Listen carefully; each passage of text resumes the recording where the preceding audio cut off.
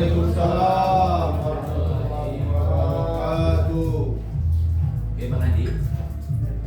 Bang Adi ada mau sampaikan? Baik, bismillahirrahmanirrahim. Assalamualaikum warahmatullahi wabarakatuh. Waalaikumsalam warahmatullahi wabarakatuh. Tentunya yang pertama terima kasih kepada Bapak Kepala Desa yang sudah memberikan waktu dan kesempatan kepada pertemuan hari ini. Ada sedikit peningkatan kapasitas perangkat desa. Nah, ini Bapak Ibu sekalian, saya berpikir kalau nggak salah saya ada tahun kemarin kita dengan Bapak Mendiang sudah ada juga sekali peningkatan kapasitas ribuan kan. Materi kemarin itu kan materinya tentang tupoksi, bagaimana tugas pokok dan fungsi gitu ya kan. Nah, saya rasa juga sering pertemuan tugas pokok dan fungsi ini disampaikan, maksud saya baik itu dari pihak kecamatan, kabupaten atau buat pelatihan di kabupaten sudah sering dilakukan. Nah, jadi saya berpikir sebenarnya ini ada roadshow sama saya buat pelatihannya, ada beberapa desa yang sudah. Nah, saya berpikir ada yang penting sebenarnya sama kita, yaitu belajar kepribadian kita. Belajar kepribadian. Nah, jadi hari ini saya akan membuat suatu tes kepribadian kita. Nah, kepribadian. Nah, ketika kita tahu kepribadian kita, maka nanti kita akan tahu juga bagaimana ke depan membaca kepribadian seseorang. Kenapa itu penting? Nah, itu dulu. Kenapa itu penting? Karena kita bekerja di area publik. Kita melayani masyarakat. Banyak ragam masyarakat yang datang ke kita, yang minta bantuan kita. Ada yang datang dengan senyuman, ada yang datang dengan kepeningan, ada yang datang keningnya berkerut, ada yang datang dengan kemarahan, kan begitu? Nah, semua itu kan perlu kita sikapi dengan bijaksana. Harus kita sikapi dengan tenang dan senang. Supaya apa? Supaya service excellent kita yang ada di desa ini kepada masyarakat itu bisa dilaksanakan. Nah, salah satu aspek service excellent atau pelayanan terbaik adalah orang-orang, personil-personil yang ada di desa mampu membaca kepribadian. Ya, mampu membaca kepribadian. Nah, kepribadian itu dibagi dua, Pak Bu, nanti saya jelaskan. Tapi sebelum dijelaskan kita akan adakan tes dulu. Paling lama setengah jam. Kita minta tolong diisi ini. Kita tes. Saya kasih dulu tes penjelasan sedikit. Ada seseorang itu introvert. Pernah dengar kata-kata introvert, Bu? Pernah ya? Nah, ada kata orang istilahnya introvert. Ada istilahnya dengan extrovert. Oke, di introvert itu nanti ada namanya melankolis. Ya kan, di extrovert itu ada nanti yang namanya katanya orangnya nanti saya pun kadang-kadang hafal ya, kadang-kadang lupa. Ya, mana ini? Nah, ada yang namanya sanguinis, ada koleris, melankolis, dan ada phlegmatis. Ketika tahu kita phlegmatis orangnya, maka orang phlegmatis itu begini. Kalau udah tahu kita orangnya phlegmatis, maka kita harus tahu bersikap. Ketika orangnya koleris, maka kita juga harus tahu bersikap. Inilah pentingnya pelatihan ini menurut saya hari ini akan saya sampaikan. Gak lama-lama waktunya Pak Kades izin 2 jam saja. Dari melaksanakan pengisian ini, nanti dari pengisian nanti kita jelaskan. Setelah dijelaskan biasanya kalau udah diisi nanti senyum-senyum sendiri. Oh iya, saya orangnya pragmatis, pantesan. Oh iya, saya rupanya orangnya sanguin, pantesan gitu. Nah, ya. Pernah dengar kata sanguin, Pak? Iya, sanguinis. Ya, sanguinis ini kalau ini ya, ini contoh ya. Ini saya cuma melihat saja. Contoh, Pak Karis ini orangnya sanguin. Nah, ini contoh. Kenapa? Mau tahu betul sanguin? Nanti kita coba tolong isi ini kan. Jadi kita tahu orang sanguin bagaimana gitu. Kalau orangnya nanti phlegmatis bagaimana gitu ya. Oke ya. Jadi Bapak Ibu siap ya, kita buat dulu ya. Jadi penjelasannya nanti saya minta tolong diisi. Diisi jangan cari yang terbaik, nggak ada yang terbaik di sini, Bu. Yang ada adalah diisi sesuai apa yang kata hati nurani kita, yang paling cocok yang mana. Jangan pula, Pak ini nggak saya isi, nggak ada yang cocok. Cari yang paling mendekati, yang mencocok, yang paling cocok gitu. Dijawab ya. Soalnya semua ada 40 soal. Dibagi 2. Yang pertama kekuatan. Ya, kekuatan. Jadi Bapak Ibu harus baca kekuatan Bapak Ibu apa. Nanti di kekuatan habis itu nanti ada lagi di sini kelemahan saya ini gitu. Saya nggak bisa ini, saya nggak mampu ini, saya nggak senang ini, saya nggak suka ini begitu. Itu kelemahan. Kalau kekuatan saya bisa ini, saya suka ini, saya senang ini. Jawablah sesuai dengan hati. Habis itu nggak usah nyontek-nyontek. Kenapa? Karena kita mau tahu kepribadian kita masing-masing, Bapak Ibu sekalian. Cocok ya? Bisa ya? Oke. Ini agak diam dulu habis ini seperti ujian CPNS. Ya kan? Nah. Bang Andi udah ikut tes ini Bang Andi? Udah ya? Nah, kalau di tes yang kedua udah nggak original ya? Yang lain. Ya. Bu, tolong Bu, pulpen Bu untuk yang belum. Mau ikut ngisi? Enggak. Oh ya, nah ikut ngisi. Bagiin. Oh, bagi udah selesai. Nah. Pak Kades mau ikut isi? Nggak dapat. Oke. Nah ini cara mengisinya begini ya, Pak Bu. Nomor 1 itu ada bahasa Inggrisnya di sebelah. Udah, nggak usah pikirin bahasa Inggrisnya. Aku nggak ngertos bahasa Inggris, nggak apa-apa. Yang dibaca adalah yang kanannya, statementnya. Jadi nomor 1 statement mana yang paling pas itu yang dilingkari. Ya, nomor 2 statement mana yang paling pas itu yang dilingkari. Sudah ya. Nah, next lanjut sampai 20. Habis itu kelemahan juga gitu 20. Baru nanti di lembar penilaian dikasih nilainya. Tadi nomor 1 jawabannya apa? Bahasa Inggrisnya adventure, karya adventure. Nanti sini direkap di belakang. Ya. Oke, itu dulu silahkan dikerjakan dulu Bapak Ibu sekalian.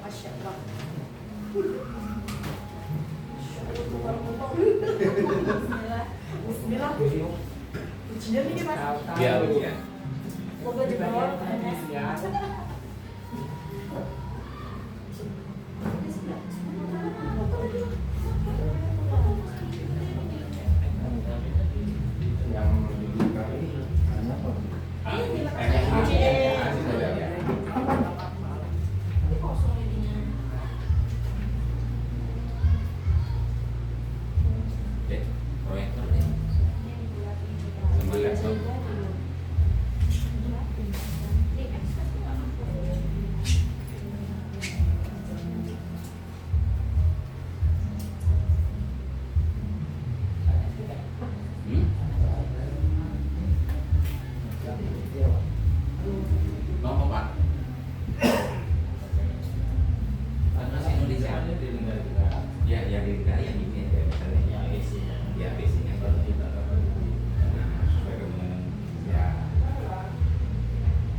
Ini nggak usah dulu, ini aja dulu kerjain semua.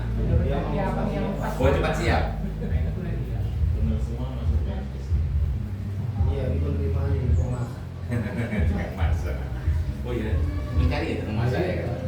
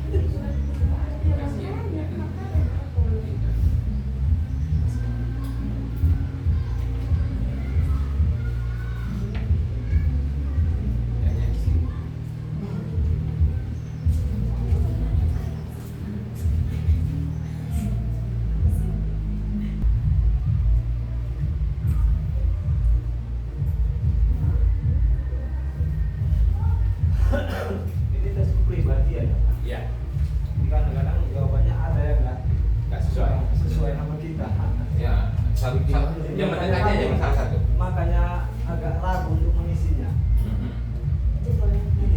Ya kalau ada 4 statement itu mana yang paling pas? Ya mendekati ya. Memang ada kalau bumi, tapi kan nggak ada juga betul-betul menolak kan. Tapi ada yang sedikit bisa diterima itu.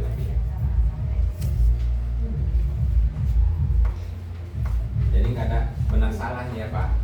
Nggak ada yang juara 1 juara 2 di sini.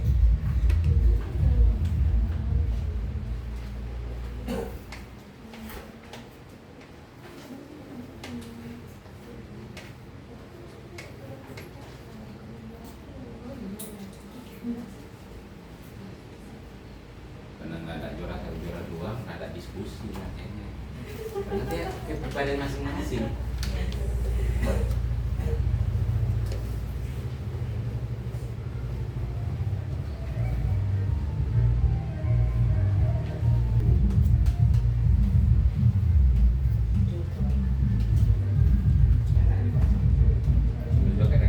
Agak rileks nih isinya kan.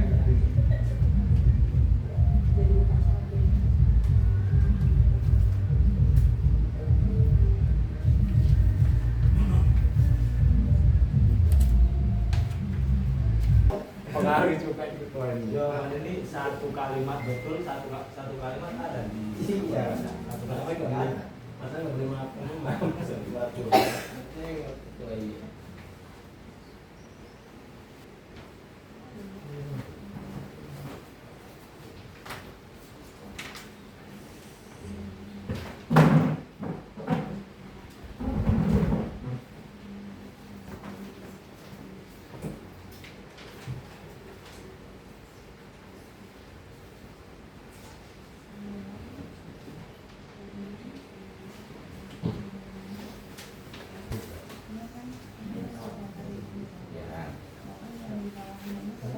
Ya, total ya udah selesai Bu. Ada pegang sendiri.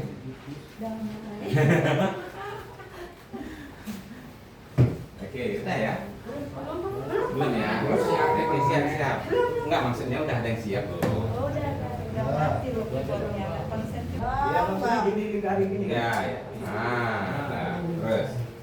Berenangnya itu jangan jawab, berarti lapangan nggak ngerti. Ya, sudah lah. Karena nengok ke habis tadi, oh ini itu aja yang ditulis. Ini siap-siap. Kawannya bilang yakin aja. Udah. Boleh. Mani. Ya udah apa? Nanti kita tahu yang kuat itu koleris kayak mana gitu. Tindakan dan jawaban kita Iya. sesuai nomor lah. Berselanjutnya ini kan? Iya.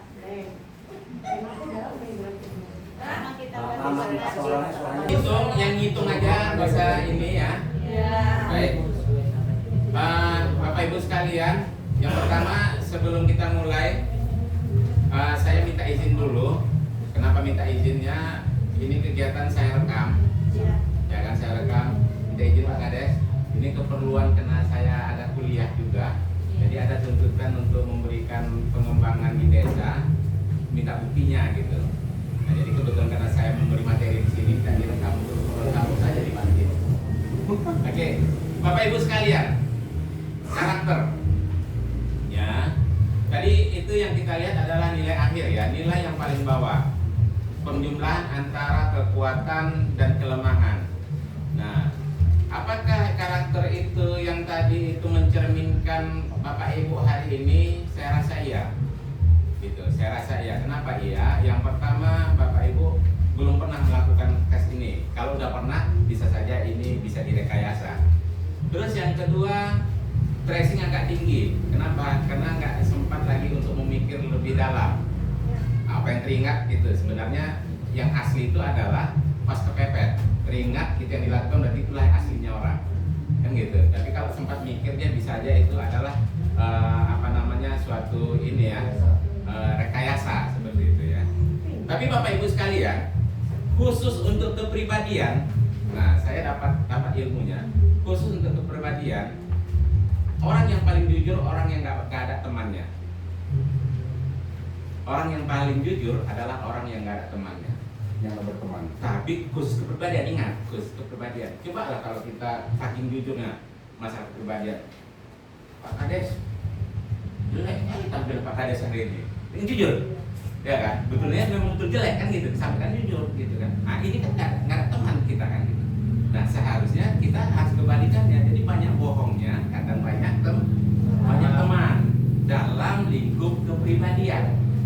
Itu satu ya. Oke, terus karakter yang kedua, karakter ini adalah yang menjadi gambaran kita, kejiwaan kita dan akhlak serta budi pekerti kita di dalam masyarakat. Ya, karakter bisa berubah Pak Bu, bisa berubah karakter. Kapan berubahnya? Ketika kita memasuki suatu area, suatu lingkungan tertentu. Lingkungan mampu merubah karakter kita. Yang pendiam bisa jadi yang agak bersuara, yang nggak pandai ngomong lama-lama bisa pandai ngomong, kan gitu. Yang lama yang dulu katanya nggak bisa mikir sekarang bisa mikir. Kenapa? Karena lingkungan, karena teman.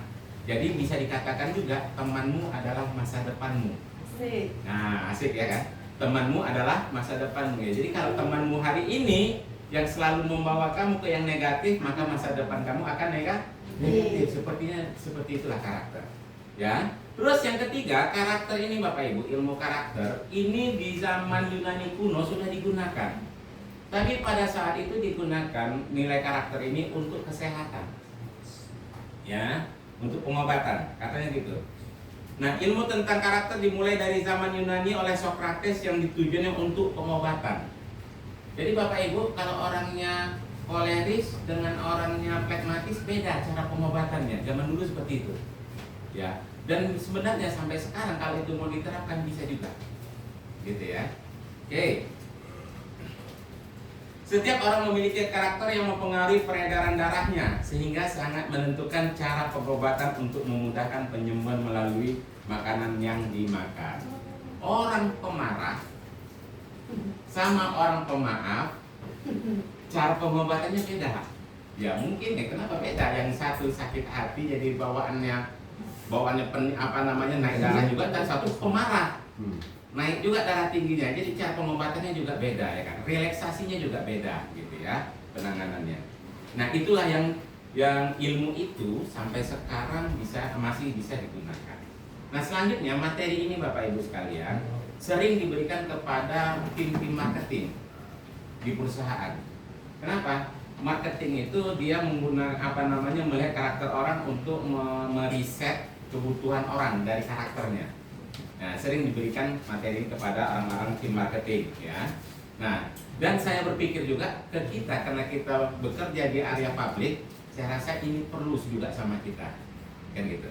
Nah, Bapak Ibu sekalian, karakter itu dibagi dua, introvert sama extrovert. Introvert itu artinya orangnya sukanya ke dalam. Extrovert sukanya keluar.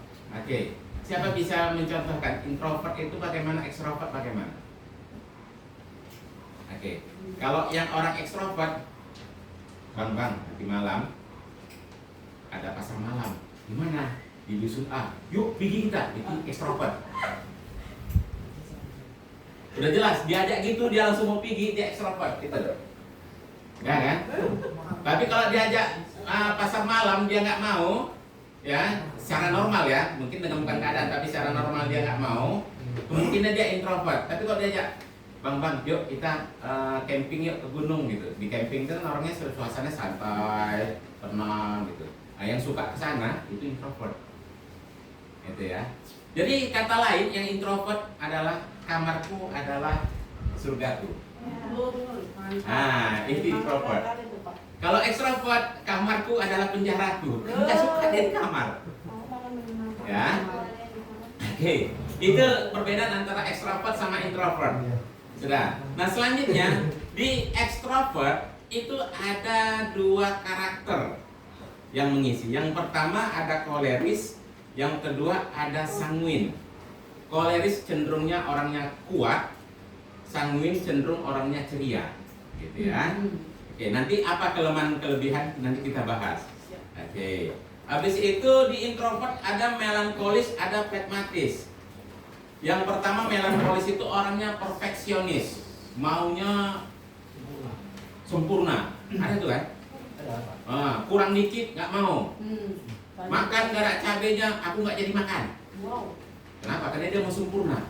Gitu. Ada orang seperti itu. Ada yang si plekmatis ini damai. Mau ada sambal, terima. Nggak ada sambal, terima. Makannya banyak, dikasih banyak, terima. Dikasih sedikit, alhamdulillah. Ini orangnya plekmatis. Nggak dikasih makan diam, ya kan, plekmatis ya. Nah, ini adalah contoh-contoh orang introvert. Ya, oke. Nah, sebelum saya masuk ke materinya, lihat dulu nilai kita yang paling akhir. Nilai yang paling tinggi, tengok di kolom mana. Itu kan kolomnya ada plekmatis, ada koleris, sanguin. Nilai yang paling tinggi kemungkinan cenderungnya Bapak Ibu berada di sana. Ya, ambil dua nilai terakhir saja, yaitu mendekati. Tapi kalau ada yang rata-rata hampir sama semua, maka memang orangnya berarti rata-rata. Dibilang sanguin iya, dibilang koleris iya, dibilang plekmatis iya, dibilang melankolis iya. Tapi ada yang paling kuat gitu. Ya. Coba Bang Sekdes, apa paling kuat nilainya? Pragmatis, Pak. Hah? Pragmatis. Oke, plekmatis. Ya kan? Plekmatis. Ya, udah beberapa desa saya lihat memang staf atau perangkat desa rata-rata cenderung plekmatis. Oke ya. Kita mulai. Kita lihat nilai kita yang paling tinggi ya. Jadi nggak usah disebutkan semua karena ini untuk penilaian masing-masing saja. Kekuatan dan kelemahan karakter. Yang pertama koleris. Orang yang kuat kolerisnya, kelebihannya dia memiliki jiwa kepemimpinan yang kuat. Ya, dia memiliki kepemimpinan yang kuat. Jadi, kalau ada anak kita cenderung nampak nilainya orangnya koleris dari kecil, maka bolehlah pendidikan yang diarahkan adalah pendidikan untuk kepemimpinan. Begitu ya, inilah fungsinya kalau kita mengetahui karakter. Jangan dipaksakan anak jadi apa, sementara dia memang jiwa kepemimpinannya kuat gitu. Terus, yang kedua karena dia ekstrovert, koleris ini mudah bergaul orangnya. Ya, masuk ke arena baru, masuk teman baru cepat bergaulnya. Ceritanya gampang. Berteman sama orang gampang. Kenal salaman 2 menit kemudian sudah bisa cekik ketawa. Sudah bisa nyambung gitu. Ada orang yang susah berteman, tengok orang baru dia masih nengok-nengok gitu. Ya, ini aku mau ngomong apa ya? Dia mau ngapain ya? Gimana cara masuk? Banyak orang seperti itu. Itu, ya banyak ya. Itu yang susah bergaul, itu introvert. Ya, oke. Habis itu yang ketiga, mendominasi. Ya, ada nggak di dalam kelompok kita kalau rapat si A ini apa-apa langsung mendominasi dia? Oh, misalnya, yuk kita mau pergi kemana nih? Mau ke Perapat atau mau pergi ke Brastagi? Jangan satu bilang, udah aku ikut kalian aja lah. Yang satu bilang, aku suka ke Brastagi, tapi kalau mau Perapat nggak apa-apa gitu. Aku maunya ke Brastagi, kalau nggak Perapat aku nggak mau ikut. Ada kan? Ada. Nah, itu orangnya koleris. Ya, mendominasi. Ya, makanya orang-orang seperti ini cocoknya di masa akan datang adalah orang pemimpin karena dia mampu mendominasi. Gitu. Jadinya kolesterol tuh. Ya, kalau dia koleris tetap di bawah jadi kolesterol. Oke ya. Nah, selanjutnya bisa diandalkan. Ya, mendominasi bisa diandalkan. Ada percaya dirinya. Ya, orang-orang yang namanya koleris ini percaya dirinya tinggi. Habis itu bisa diandalkan. Kalau misalnya kita butuh sesuatu, minta tolong sesuatu sama orang-orang koleris ini biasanya bisa kita andalkan. Ya, bisa selesai cepat masalah sama dia. Gitu ya. Nah, selanjutnya punya motivasi dan ambisius. Pekerja keras. Ini orangnya. Ya. Habis itu kreatif, inovatif dan visioner. Ini orang koleris. Bagus ya? Bagus ya? Nah, tapi ada juga nggak bagus ya. Oke, yang si koleris karena dia perfeksion, karena dia orangnya mendominasi, habis itu punya jiwa kepemimpinan yang kuat, biasanya orangnya suka pemarah. Ya. Apa sedikit, disenggol sedikit dia suka marah gitu. Kenapa? Karena dia kepinginnya yang masuk apa yang kata dia. Karena itu ya, jadi yang kita pahamin itunya gitu. Oke, karena dia koleris, maka dia suka marah kalau dia nggak pas sama dia, langsung marah gitu. Biasanya seperti itu. Ya. Yang kedua, karena dia mendominasi, pastinya orangnya keras kepala. Kalau A bilang A aja, B bilang B, susah ya. Nah, ketika kita masuk di bawah, jangan tunjukkan kali apa ini koleris ini. Kenapa? Karena yang mau kita kerjakan adalah mau pimpinan. Yang kata pimpinan A, kita A, kata pimpinan B, kita B. Nah, kalau koleris kita tunjukkan kali, ya jangan. Nah, ini jadi nggak sejalan dia. Gitu ya. Nah, selanjutnya orang koleris ini kesannya karena dia mendominasi, pasti kesannya dilihat orang sombong. Ya, sombong. Karena dia mau dia. Habis itu merasa selalu benar. Punya orang salah aja sama dia. Yang benar aku punya gitu. Ya, itu koleris ya. Habis itu suka mengkritik orang. Nah, ada yang suka mengkritik. Jangan kenapa? Jalanin sedikit aja. Jalannya nggak betul. Ya kan? Orang pakai baju sedikit, agak mereng sedikit, karena dia koleris dikritik langsung. Ah, ini pakainya kurang pas ini gitu. Ya, itu orang koleris, Pak. Nah, jadi karena udah tahu kita dengan kekurangan yang dengan orang-orang koleris ini, maka kita tahu bagaimana bersikap. Itu intinya. Jumpa orang koleris, jangan dibantah omongannya. Kalau dibantah jadi perang. Tapi ada ilmu orang Minang katakan, iyo kan diurang lalu kan diawak. Bagaimana? Iya kan apa kata orang koleris, tapi sampaikan maksud tujuan kita juga. Ya kan? Nah, itu cara menangani, menghadapi orang-orang yang berjiwa koleris. Jangan ditantang. Kalau ditantang yang terjadi adalah gencatan apa? Perang nuklir. Ya kan? Adu ide gitu ya. Oke, kita lanjut. Bisa sampai sini? Bisa. Bisa ya. Oke. Sap, masuk si sanguin. Masih di ekstrovert ya. Orang ekstrovert. Sanguin ini orangnya ceria. Ya. Ya. Yang ceria ini, kalau nggak ada dia nggak seru pertemuan. Ini orang sanguin. Ada nggak di sini?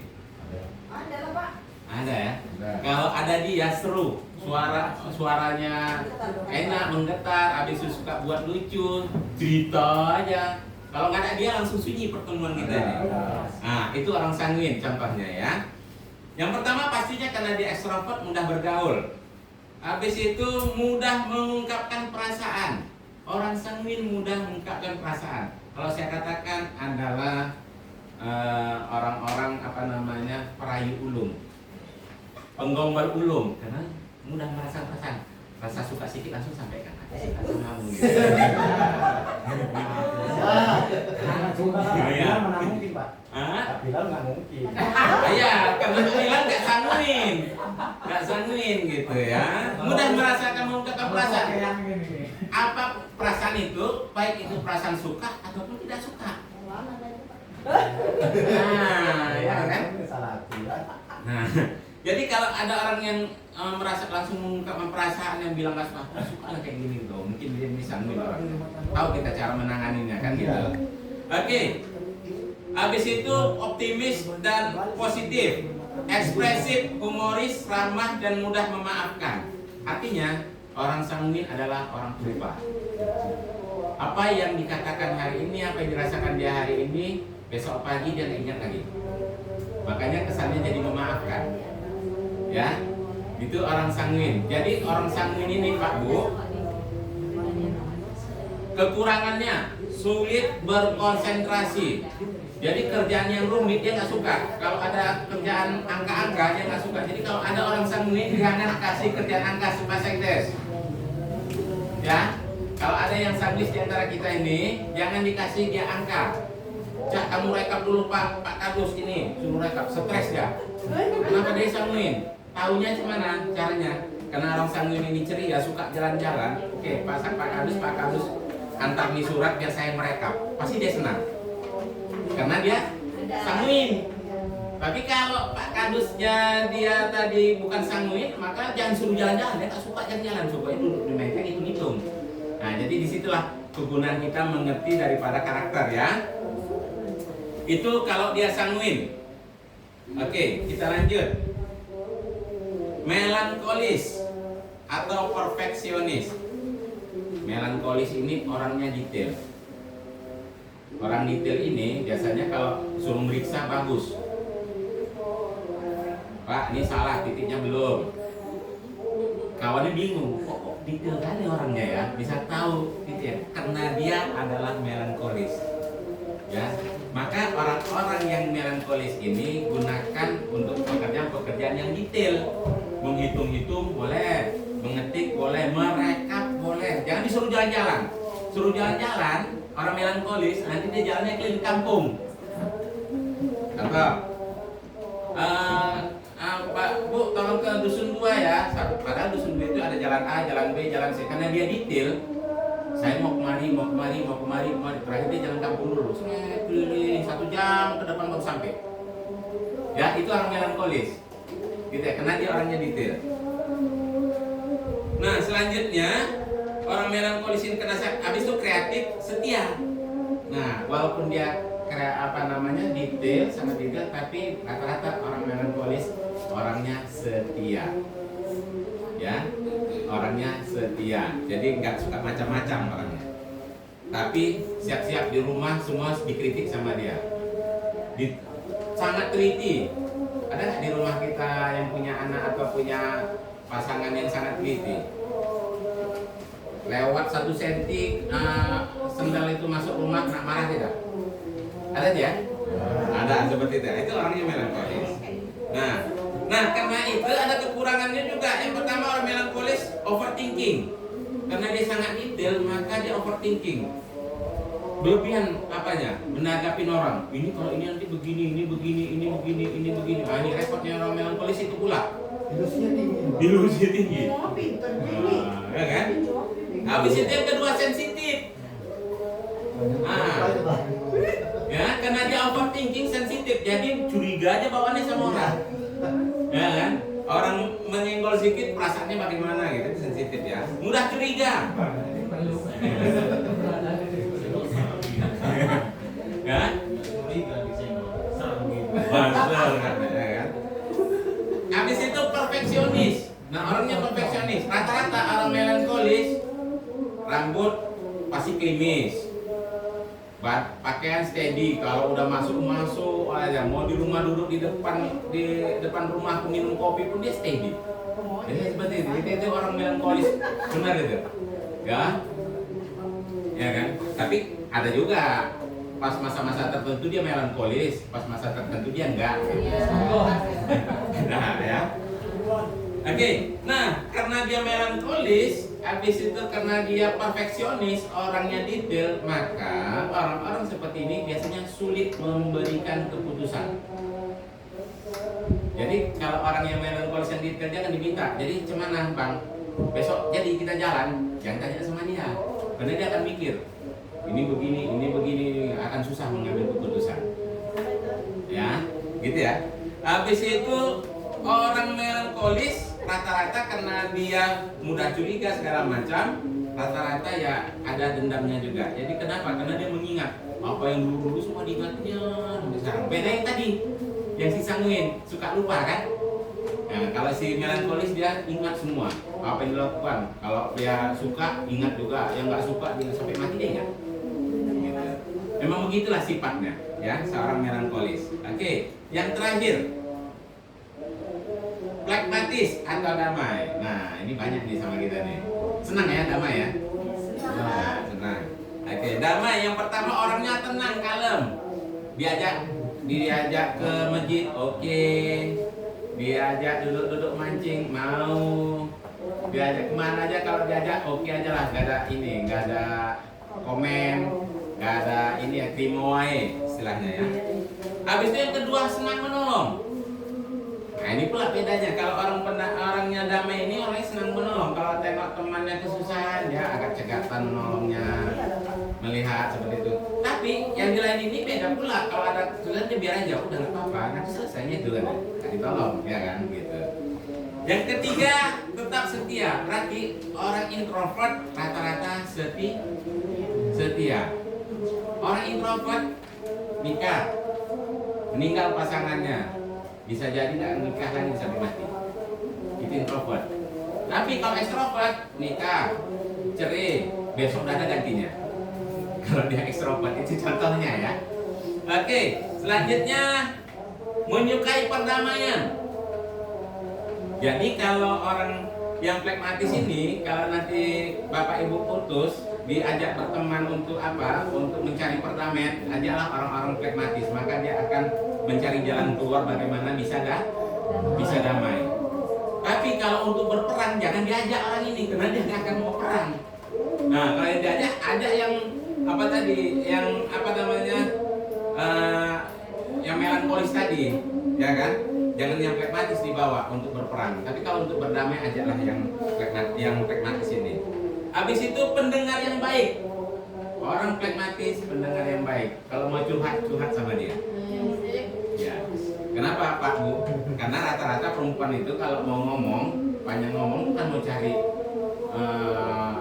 mau cari apa solusinya, cuma mau didengar doang. Cuma mau didengar doang. Maka kalau dia cuma mau didengar doang, para lelaki harus pragmatis ketika itu. Dengerin aja dengan senyuman. Nah, ya kan? Oke.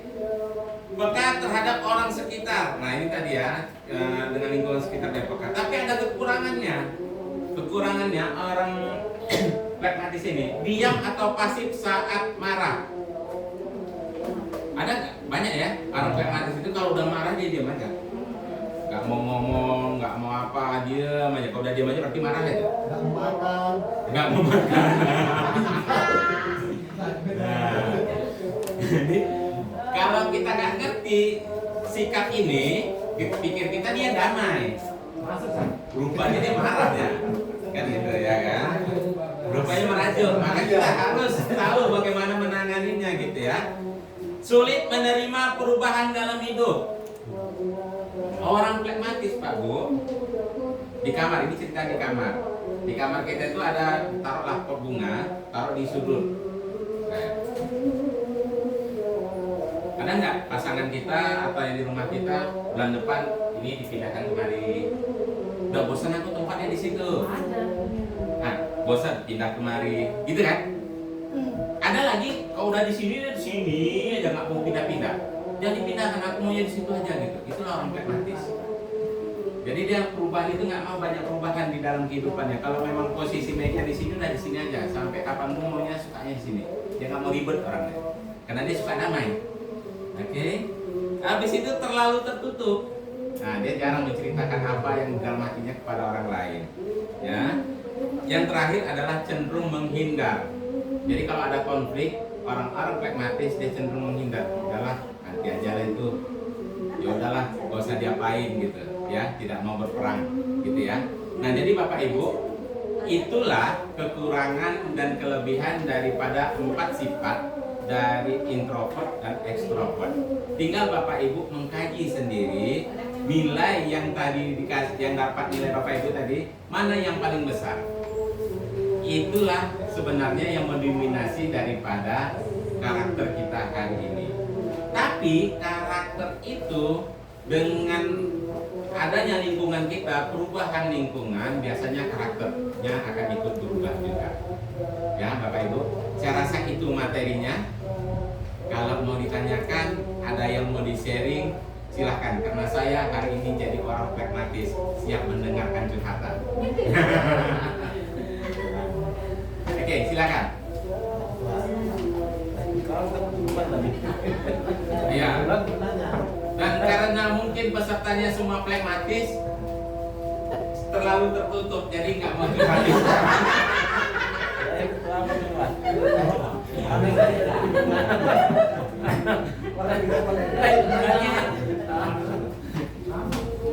Jadi Pak Bu, kalau kita bisa sering-sering nanti kita mencoba ilmu ini, kita bisa memahami orang secara cepat. Oh, orangnya ini, kekurangannya ini, maka cara penanganan itu. Maka siapapun yang datang ke kita, karena kita adalah pelayan publik, kita bisa menjadi orang yang nice person, orang yang bisa dianggap bisa enak kalau berurusan sama si A, enak berurusan, ada solusi sama dia. Padahal apa? Kita udah tahu ilmunya, kan gitu. Kita udah tahu ilmunya. Kok datangnya marah? Dia marah kenapa? Orangnya bagaimana? Oh, cara penanganannya seperti ini. Ya, kalau selama ini kita nggak tahu membaca karakter orang, maka dia maunya dia, kita maunya kita. Ujung-ujungnya apa? Bentrok juga terakhir, kan gitu. Nah, karena kita sebagai public service yang melayani di ruang publik, maka kita seharusnya memahami karakter untuk apa? Untuk menjadi orang yang nice person, orang yang disenangi untuk semua orang. Saya rasa itu saja materi kita. Kalau tidak ditanya kerja ada pertanyaan, karena kita semua di sini adalah orang damai yang pragmatis dan tidak mengungkapkan apa isi hati. Terima kasih, mudah-mudahan bermanfaat ya untuk kita semua. Saya tutup. Assalamualaikum warahmatullahi wabarakatuh. Waalaikumsalam warahmatullahi wabarakatuh.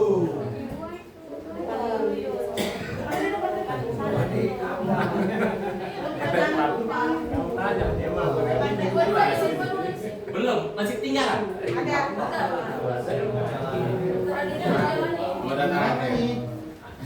Lembaran bawa aja pulang masing-masing ya. Pelajaran di rumah. Biar bisa menyelesaikan diri. Sama masyarakat dengan mama. Dengan pula. Nanti kasih ke mama.